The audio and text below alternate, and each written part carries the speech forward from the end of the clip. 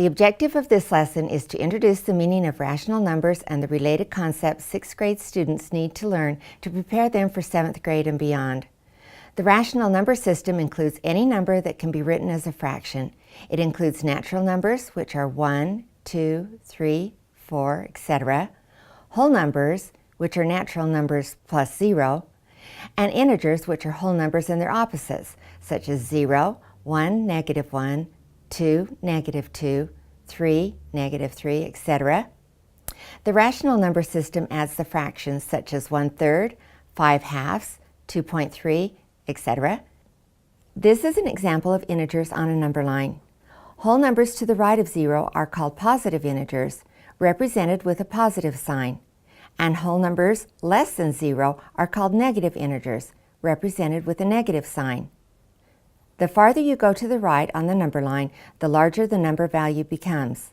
For example, 5 is greater than -2. The farther you go to the left, the smaller the number value becomes. For example, -7 is less than -3. Notice that the opposites are the same distance from 0.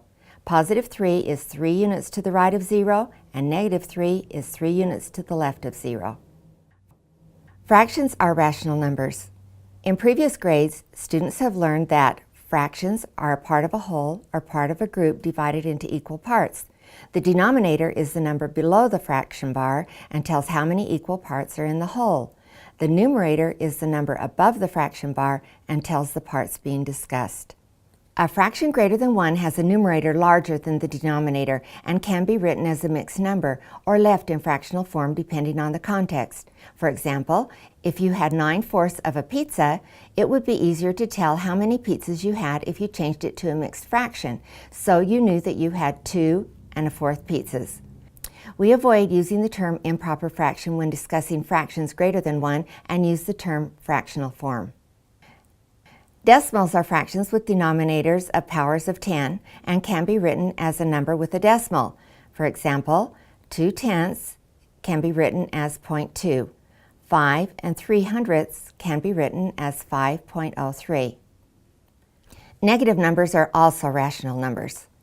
Understanding rational numbers in context is key to helping students become fluent in their understanding of the new concept of negative numbers. Give your child examples of real-life situations that involve negative numbers.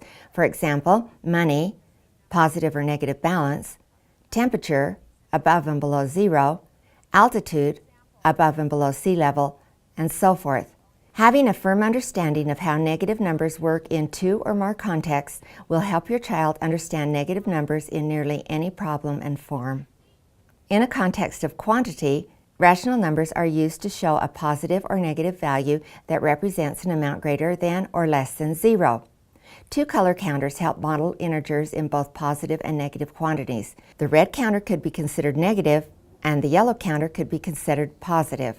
If we were to represent the problem, Ethan has $3 in his pocket. Last week he borrowed $5 from his dad to go ice skating with his friends. Does Ethan have more money or owe more money? If we represented the $3 in his pocket with 3 yellow markers and the $5 he owes his dad with red markers, we can easily see that Ethan owes $2 more than he has. He is in debt.